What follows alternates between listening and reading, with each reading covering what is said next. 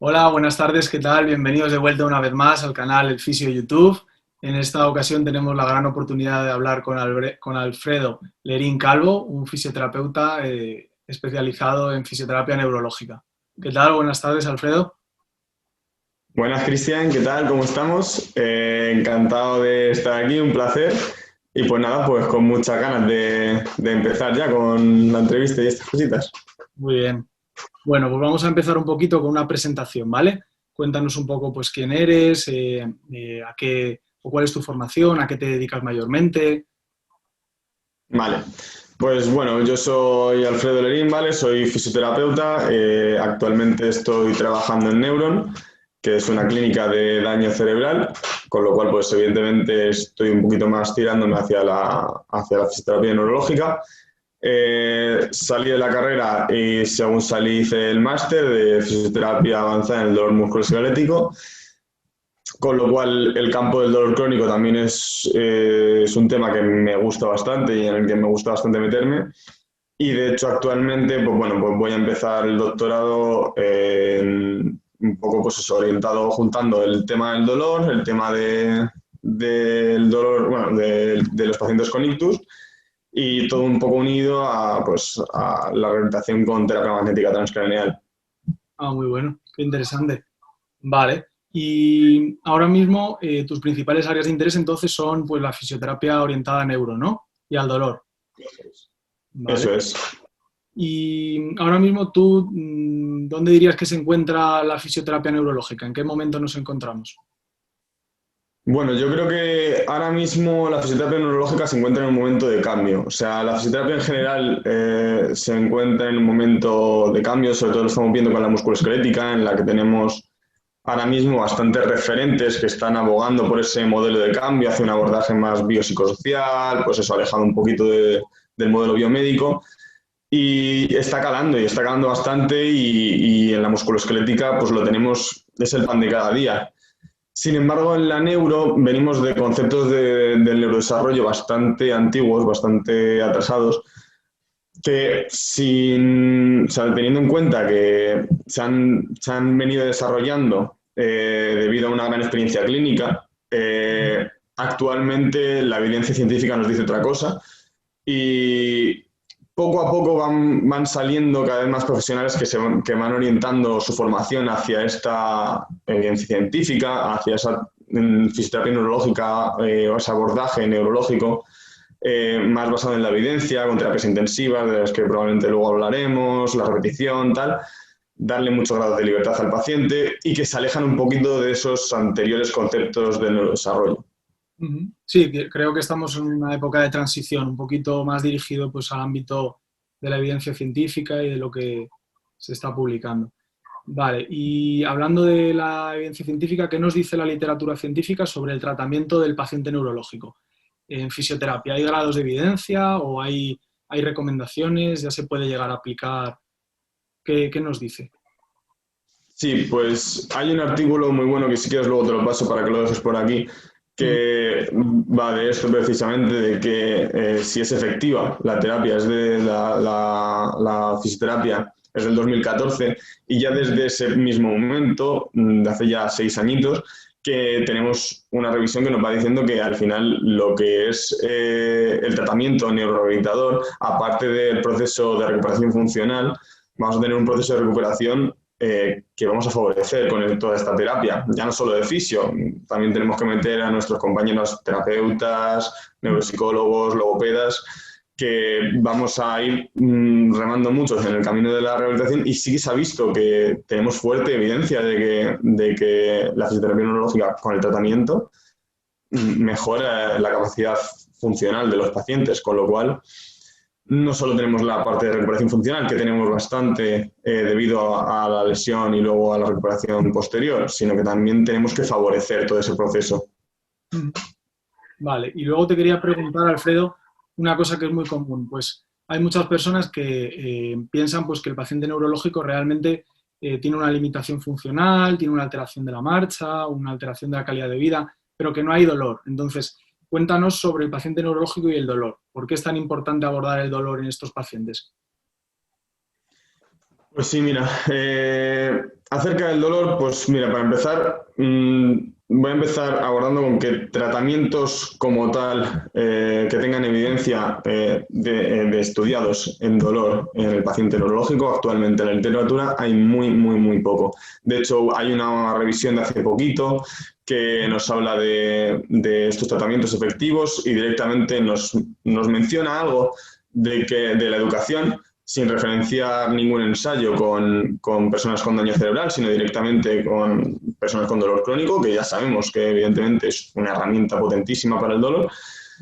Y sin embargo nos hablan de tratamientos pues, de farmacología principalmente, de terapia pues no invasiva, como puede ser la magnética o la eléctrica, la corriente eléctrica o la corriente magnética, pero actualmente el tratamiento para el dolor en el paciente neurológico se basa en farmacología, antidepresivos tricíclicos y se ve que además no son efectivos, que no estamos consiguiendo efectos en el dolor de esos pacientes.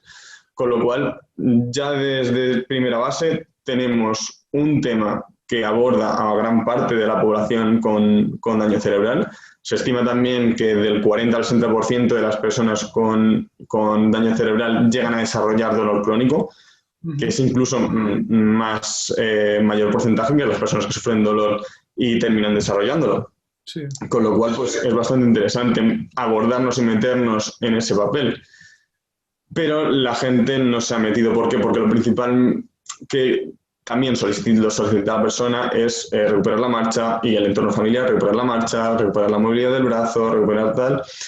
Y al final tenemos ahí un proceso de dolor en gran parte de las ocasiones que nos está limitando esa capacidad funcional, nos está limitando la recuperación, nos está limitando la función, nos está limitando la propia plasticidad, se están generando cambios plásticos desadaptativos debido al dolor y no estamos abordándolo. ¿Por qué? Porque queremos que el paciente ande. No, el paciente igual no puede andar porque tiene un dolor crónico, por eso no puede andar. Entonces, el abordaje del dolor es complejo, es muy extenso, desde la trauma ya de por sí, y cuando nos metemos en el mundo de la neuro se complica todavía mucho más. Actualmente, niveles de evidencia como tratamiento de fisioterapia no hay.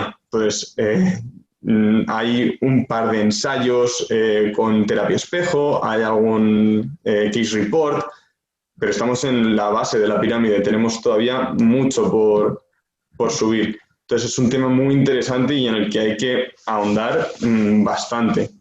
Sí, sí, sí. Y tú, bajo tu experiencia clínica, tú dirías que el paciente neurológico sí que tiene dolor, ¿no? ¿Cómo es el tratamiento de la fisioterapia en el dolor? O sea, ¿realmente tú ves que a la vez que mejora patrones o a la vez que mejora la marcha, el movimiento, disminuye dolor o no suele ser así? En gran parte hay veces que sí es así. Sin embargo, el problema viene cuando el dolor es lo que nos está limitando la recuperación de la función. Evidentemente, cuando estamos hablando más de trauma, al recuperar función, estamos consiguiendo recuperar o disminuir dolor en gran parte de las ocasiones. Va muy ligado. Sin embargo, cuando el dolor es el que nos está limitando la función, en el caso del paciente neurológico, y estamos centrándonos en la función, estamos teniendo una perspectiva errónea. Tenemos que irnos al punto que nos está limitando en ese momento la recuperación del paciente y luego ya irnos a la función. Entonces, en este caso, yo personalmente sí que he intentado y he tratado con distintos tipos de pacientes, pues distintos tipos de dolor, desde hombros dolorosos a síndromes de miembro regional complejo, que también es bastante prevalente en el caso de la fisión neurológica, a casos de sensibilización central, como el dolor central post-ictus, que se suele dar por una lesión en la vía espinotalámica, y es súper interesante también el tema, y con disminución de con disminución en las puntuaciones de EVA, de las intensidades de dolor. Es un tema que se puede abordar. Tenemos herramientas que yo personalmente me llevo desde la trauma hacia la neuro, pues como la terapia manual, como el ejercicio principalmente y como la educación terapéutica. El paciente neurológico, es cierto que depende del paciente, va a costar más o menos debido a problemas de memoria, de atención, más a nivel cognitivo, que el programa de educación terapéutica sea eficaz. Sí. Pero el caso es adecuarlo a ese paciente.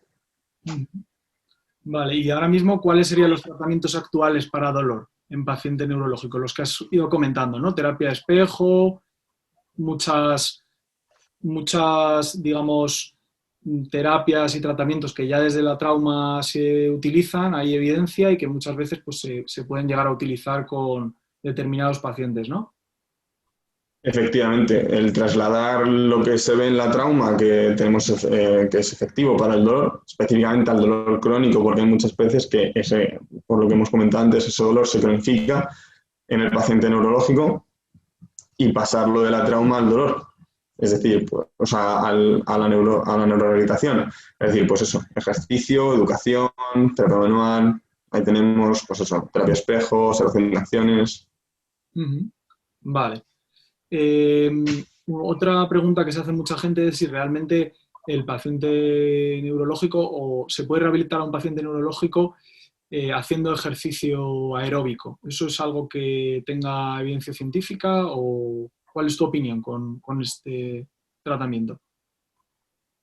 Tenemos evidencia bastante sólida de que el ejercicio aeróbico va a mejorar la capacidad de aprendizaje, es decir, tenemos evidencia suficiente para decir que el ejercicio aeróbico aumenta los niveles del factor neurotrófico derivado del cerebro, de BNDF, que es un factor que favorece la plasticidad. Tenemos evidencia de que a su vez también genera cambios plásticos a nivel de que aumenta volumen sanguíneo en zonas relacionadas con memoria, con funciones ejecutivas, con lo cual también nos apoya mucho hacia otras áreas de recuperación del paciente, como la neuropsicología o la logopedia. Y luego, aparte, sí que se ha visto que el trabajo aeróbico unido al trabajo de control motor o al ejercicio, al entrenamiento orientado a tareas, favorece la adquisición del aprendizaje motor, con lo cual lo que tenemos con el ejercicio aeróbico es una ventana para favorecer muchísimo más todos los procesos de aprendizaje motor, que al final es en lo que se va a basar en gran parte la rehabilitación neurológica.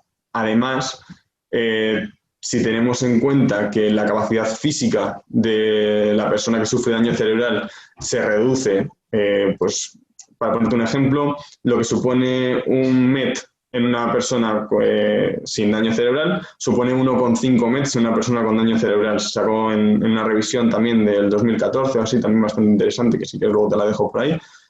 Y con lo cual todas las actividades de la vida diaria van a estar limitadas por la propia capacidad física de ese paciente. Luego ya independientemente de que pueda hacerlas o no a nivel motórico, con lo cual ya vamos a tener una limitación bastante importante en ese esquema de la función, en esa parte de la resistencia cardiovascular. Vale, ¿y cuál dirías tú que es la dosis que se recomienda en la literatura en ejercicio aeróbico para estos pacientes? Pues en la literatura lo que se recomienda es, sobre todo, hacer una gamificación en función del estadio en el que nos encontramos del ictus. No es lo mismo los riesgos que nos puede conllevar la aplicación del ejercicio en un paciente agudo a los 3 días de haber sufrido el accidente cerebrovascular o irnos a una etapa subaguda en la que ya nos vamos un poquito más adelante a irnos con pacientes crónicos. Entonces, en primer lugar, hay evidencia ya que nos dice más o menos en torno a qué niveles nos podemos ir moviendo ya. La evidencia también sugiere que un trabajo con una actividad, un trabajo aeróbico con una actividad moderada, en torno al 6-7 de la escala de Borg modificada, nos va a dar buenos resultados. E incluso están saliendo ya ensayos en los que se ve que igual la inclusión de más intensidad dentro del ejercicio, incluso hay alguno que empieza a meterse con entrenamientos interválicos muy adaptados al paciente neurológico, en el que conseguimos llegar a esos niveles de fatiga bastante altos, de moderada a intensa. Pueden ser muy interesantes para favorecer el desarrollo plástico y para favorecer la capacidad aeróbica. No solo la capacidad aeróbica, es que estamos metiéndonos también con el resto de áreas que son muy importantes para la recuperación funcional del paciente neurológico. Si has llegado hasta aquí, no olvides dejar un me gusta si es que te ha gustado el vídeo y suscribirte al canal. Me puedes seguir en todas mis redes sociales, en Instagram, El Fisio de YouTube, en Twitter, @arranz_Jiménez, o me puedes enviar cualquier consulta o sugerencia a mi correo electrónico, fisio cristian97@gmail.com. Espero que todo vaya muy bien y que me acompañes en este gran camino. Te deseo lo mejor. Un abrazo.